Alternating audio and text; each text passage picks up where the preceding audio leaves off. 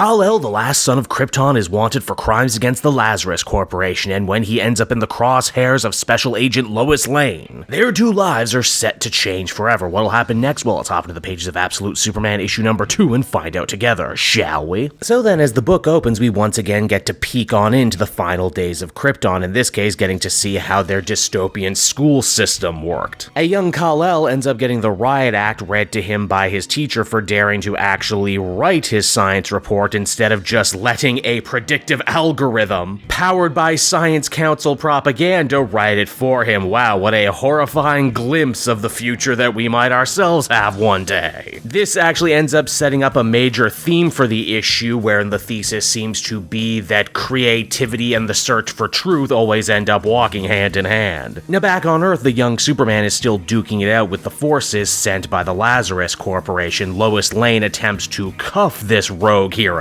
only for Sol, the computer that actually runs Superman's space-age power armor, to get involved. Basically, Lois ends up getting just as cuffed to him as the other way around. Also, in the last issue, you'll remember I noted that Superman doesn't seem to have his trademark red cape. Well, he gets it in this issue, and you'll be very surprised the route they take with it. You see, the cape, much like the suit, is actually alive, but moreover than that, it's actually red sunstone particulates, which actually does a great job tying into Superman's minor roots in the whole Last Dust of Krypton title from the first issue. Now, Lois might have been the first Lazarus agent brave enough to go and pick a fight with Superman, but she's not the last. The cavalry ends up showing up, and despite the fact that she is very clearly handcuffed to him, all the other goons end up opening fire on her anyway, meaning Superman is actually forced to save the life of the woman who was just trying to gun him down a couple minutes ago. Lois also isn't too shy to share her first reads on Superman. She thinks that he's not much to deal with at all, and that the suit and that its onboard computer is actually doing all the hard work. Kal-El has plenty of words for her and Lazarus too, saying how they treat people no better than farm animals, sucking the very life from them. That much like the Science Council back on Krypton, Lazarus thinks they're so much better and so much smarter than everyone else around them. But that Lois and Lazarus will never succeed because all of these people who they have slowly but surely been trying to drain the life out of are strong. They're the people of steel. This argument also ends up getting tabled too, as Superman ends up once again saving Lois's life, this time from a flying car, before eventually saving everyone in the surrounding area using his cape. Understandably, it's right around here that Lois's opinion of Superman slowly but surely starts to change. He speaks like a boy, yet he is forceful and driven like a man with an ironclad code. Yes, the suit is doing a lot of amazing things for him right now, but it might just be the tip of the iceberg for how amazing his abilities are, and once he truly comes into himself and discovers who he is, there might be no stopping this new Superman. In fact, Lois ends up writing all about her findings when she gets back to Lazarus HQ, even going so far as asking the Brainiac algorithm that runs the military side of Lazarus if she can permanently be reassigned to try and hunt Superman down once and for all. The Brainiac programs naturally assume that Superman is a threat who must be dealt with, while Lois is still very much conflicted. Though, in a nice bit of bringing things full circle, Lois absolutely loved getting to write about Superman herself, using her own words and her own experiences, and she really hopes she gets to do that more in the future. Of course, as it stands right now, Lazarus has no idea where this Superman has run off to, though he did drop some hints to Lois about a place in Norway where the sun always shines. Well, geez, that sure sounds like a place where a guy could find a lot of solitude. Also, too, as Superman ends up walking down the road doing his best Bill Bixby Hulk impression, we see a sign decrying the actions of the Lazarus Corporation while also trying to spur people to join an organization called, get this, the Omega Man. We also get another flashback to Krypton past as well. This time we actually see Lara and Jor-El begin the work to try and build their son the suit that he will be using in the future, mainly from red sunstones that Jor-El was able to lift from the mine, but also an experimental spacecraft which they will hope will be the key allowing their son to survive Krypton's impending destruction. After all, it's not like the clerics, and that's cleric spelt like a K, would ever believe a simple miner like Jor-El. Oh, but we're still not done either, because as the comic comes to a close, we get treated to another little stinger. You know those Peacemakers, those guys who were actually running security for the Lazarus mining operation? Well, we meet one of the guys whose last name is Smith, right before he ends up opening fire on a bunch of the miners designers that Superman had befriended. No doubt this guy's first name is Christopher, meaning that he is the one true Peacemaker, while everyone else are just Peacemakers. And so that was Absolute Superman issue number 2, everybody. And if you couldn't tell, I thought this was another deeply enjoyable, deeply fascinating new take on the classic Man of Steel story.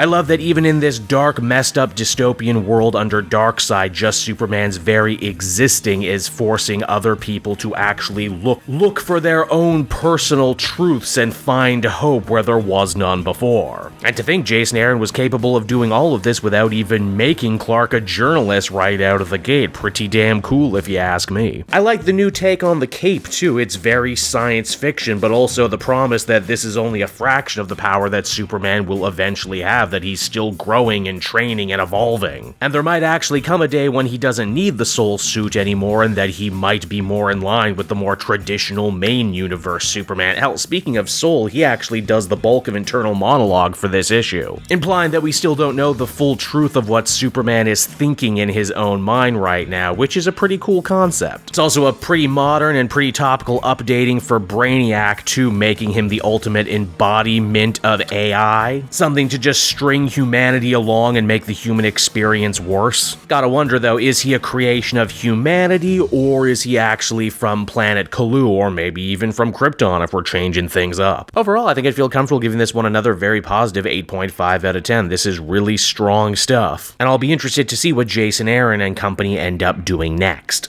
Hey there everyone, it's your old pal Cape Joel again, thanking you so much for watching to the end of the video. I hope you enjoyed it, and if you did, why not check out my Amazon link down in the description. Yes, that's right, the Cape Joel channel officially has its own Amazon storefront now. You can pick up a comic or anything else for that matter, and if you did, you'd really be helping me in the channel. So with that out of the way everyone, I will see you again next time. Bye-bye.